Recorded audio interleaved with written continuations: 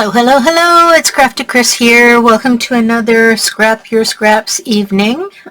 Just getting my mouse. Sorry. Lost my mouse on my video. There we go. Alrighty. So tonight we're going to be creating some different backgrounds using different thought processes.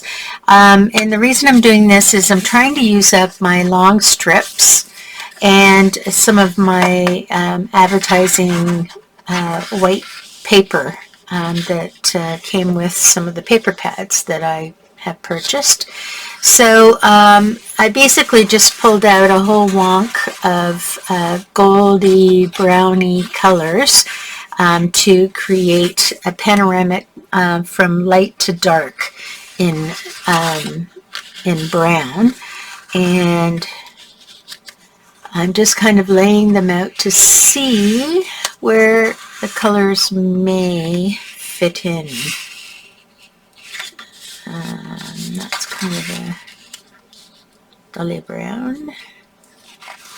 So some of them are going to be a little debatable because some of them are gray browns, some of them are red browns. It's actually pretty dark. That's a little better, and then that's even a little better.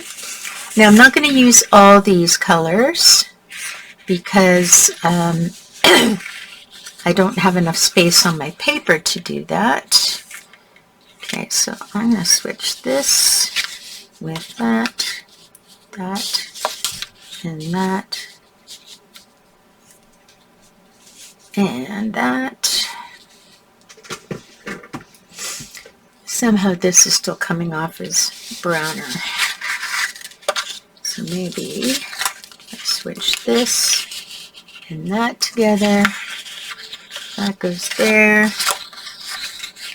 That goes there. That goes there. Actually, that goes there, that goes there. It's a little better. And then this is light. It's kind of a reddish color. It's almost like these things now are becoming red versus gray browns. But anyway. In fact, this is just throwing me off altogether. I'm going to take that one out of there.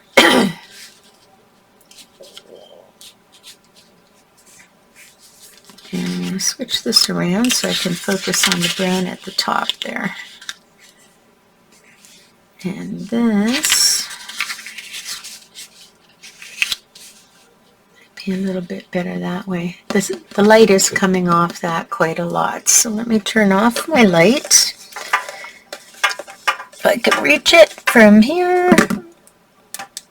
There we go.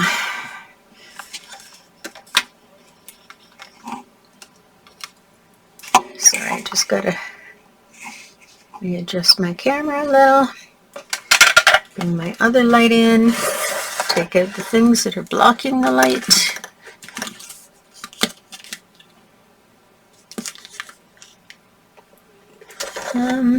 Okay.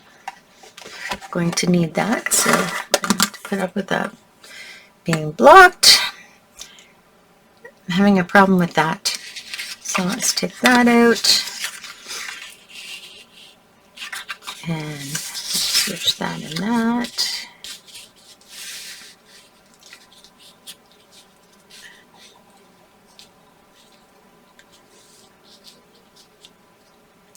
Alrighty, now this one I would consider light.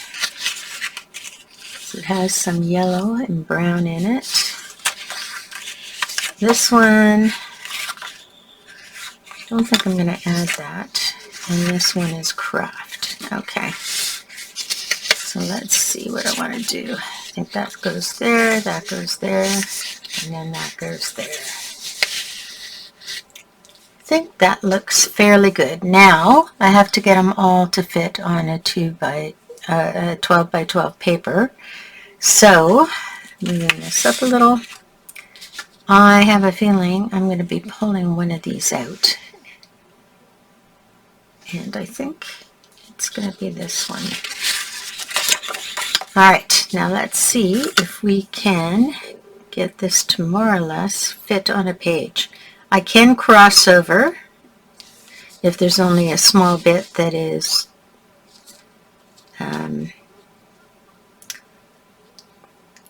too much, but if it's going to be a ½ an inch or so, I would definitely trim it. Okay, so this can go here. I actually think I need to switch that a little.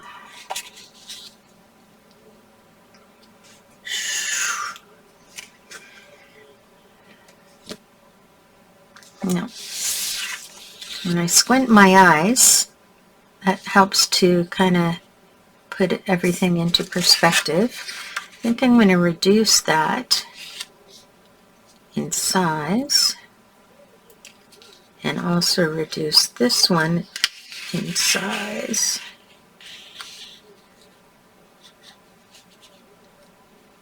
There we go. And then put that one at the end. Perfect! Okay, so this is my dark to light in the browns. I'm going to start at the bottom with my craft paper. And I'm going to stick it down really good because it's going to become the base of whatever photography you do. So you want to make sure that it's going to stay in one spot and not lift up if you add any moisture to your page. So I'm just going to put this down here, line it up with the bottom, line it up with the side, and then just push it up. This, I don't think I want to add the whole amount to it. And it's going to cover this. So I'm going to split this in half. Get my cutter out, and I'm also going to, so I'm splitting this down between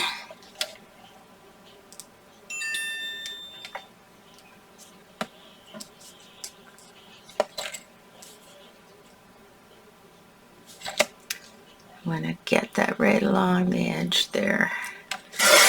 Awesome. So I have, this is what I've got, the 2 points on either side. This is now going to go back into my pile of things to do or to put away. This one I'm going to make a little thinner. This one I'm going to make it just a little bit thinner, about an inch. And I'm going to flip my blade so that it's on the right hand side of the wire. And I'm doing that so my cut line is going to be closest to the brown. There we go. Putting that away. Popping my blade out, putting it back in. Alrighty, so we have these two. Let's see how that works out.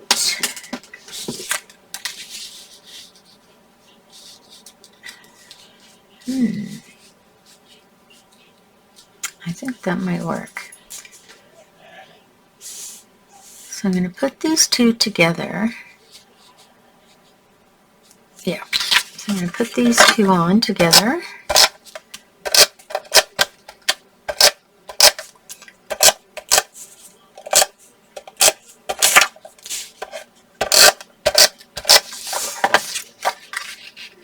So I'm going to make sure that that stays down across the bottom.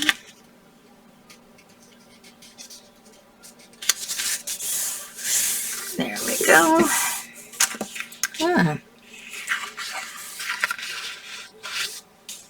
Just going to leave that up for a minute. Looks like I could put that up a little higher. because it didn't really reach the top. Oh well. Then the next one I'm going to do is at this end. So I'm going to get that whole piece on. I'm going to kind of play between the left and right side of the paper to get everything sort of fitting in.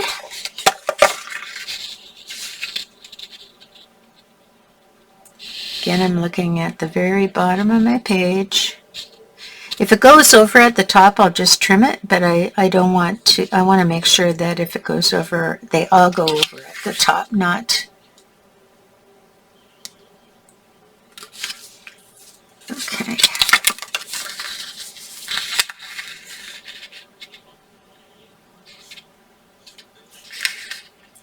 I have a bit more of a shadow on this side, so I'm trying to make sure.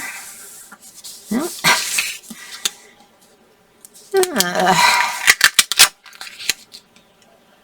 That's why I usually have the light on over top, but it washes out the color, so I'm not going to do that today. There we go. And then this is going to be the next one. And you've seen that some of my pieces are double-sided, and I'm using both sides of the paper. That was just, that wasn't a thought-out process. That's just how it happened to come into my hand. And I'm noticing it now.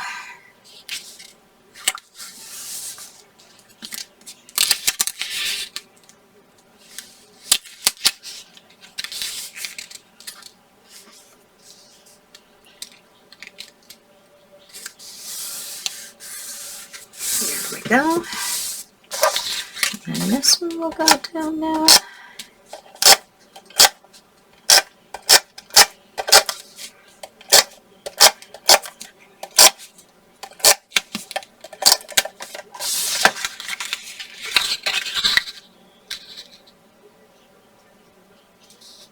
Alrighty, so I just wanted to see how far these would go.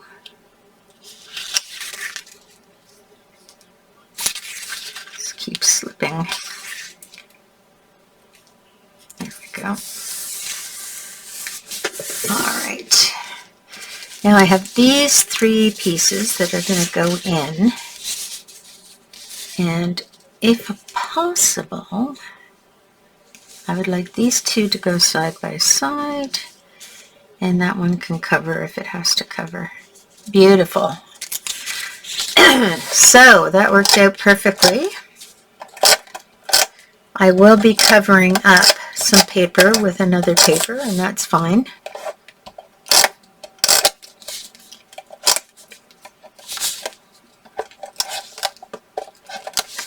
Oops. Turn that around.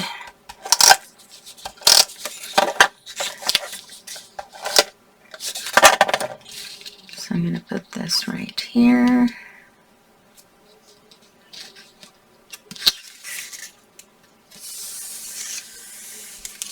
Goes right to the top. There we go. And this will go next. I am putting way more tape on this than I would normally do, but like I said, I want to make sure that it doesn't shift.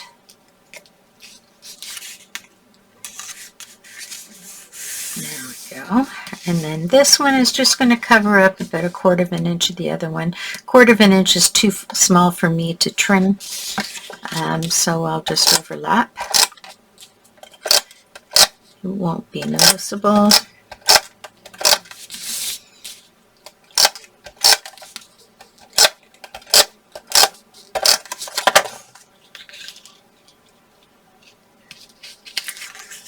There we go. And sometimes it just looks out that you have something that's almost centered. Other times it doesn't work out that way. And I'm just going to trim across the top the excess that's here.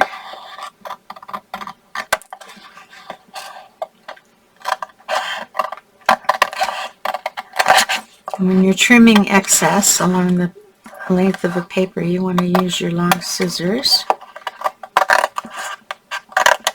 There we go. Perfect. Alrighty, so there is my light to dark, or I may choose to use it dark to light, or dark to light, or light to dark. Whatever way works at the time. Now, how this is going to look, depending on which way you want it to play out, I usually have the darker of all that's on the page to the left, if it's a left-hand page, to prevent you from going back that way, lighter towards the center, and then light to dark going to the right. I'm going to pull out my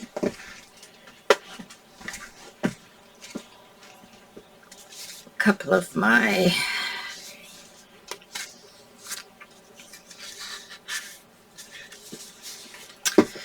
so an example of how you might use this is you can place a 5x7 in there, maybe a little bit lower. There we go. So you see some of the paper variation across the top. You could even do a 4x6.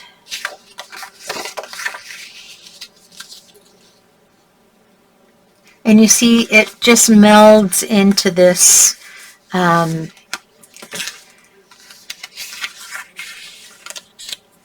this non-patterny sort of background when you use it with larger frames. And these frames could be white, they could be coordinating colors with the background, they could be contrasting colors, they could be analogous colors, which are side by side on the color reel. So there's many options as to how you can actually physically put this together. So that's one example. So that's taking color and going from dark to light or light to dark. So that's your first example. Now I've got a couple of other examples here. In this one, so that was patterned and plain paper. So this one is going from one color of red to another color of red, but it is using pattern and plain paper, so you can do that. You can have pattern and plain working together, and if I just lay that out like I did the other one, but in reverse, you can see how easily that pattern becomes reduced when you get some photos on there. Okay, so that's light to dark in a color, but using both patterned and plain paper. The first one, but all sort of in a mute, not as vibrant a pattern as in the previous one. Then the next one I have here is all patterned paper, from light to dark in red, or from dark to light in red, or whichever way you want to put it. And let's lay that out. So once you put your photos on there, the pattern really does begin to mellow. And it looks like I've run out of 4x6s, so I'm going to borrow that one. And then we do a 5x7 in there, and that reduces the complexity of all those patterns. Okay. And then the next one is from one color to another color using pattern and plain paper.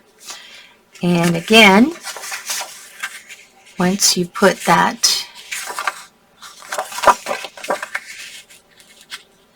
image and those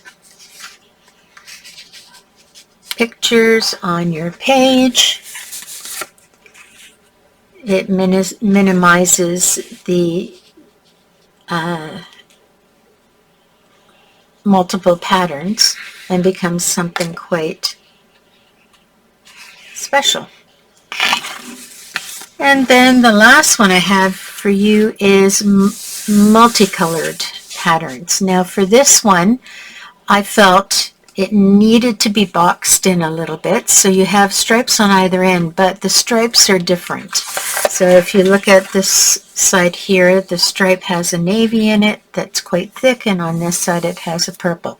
So it doesn't appear exactly the same, but it does give you the same sort of boundary line for all this pattern that's fighting back and forth across the page.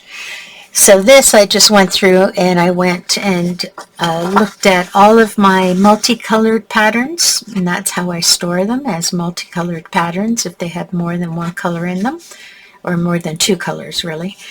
And then I just found coordinating colors that kind of float between all of them. And then you put on your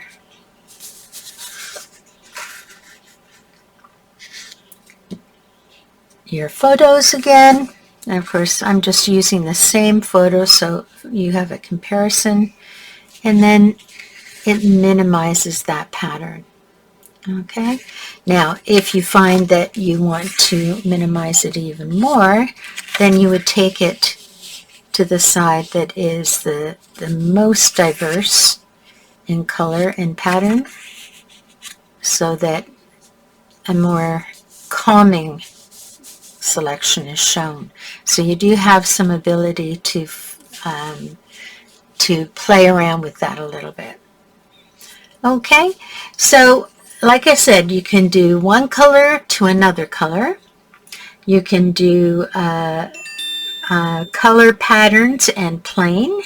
You can do color from light to dark. You can do multicolored, random. This is very random if you look at it.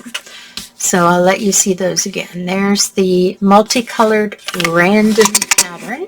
Oops. I just messed you guys up. Sorry. There you go, multicolored pattern.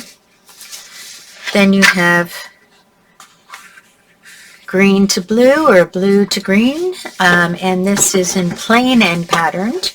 Now, a lot of the times when I'm doing this, I regard something that's tone on tone as more of a plain, and then we have an actual plain here.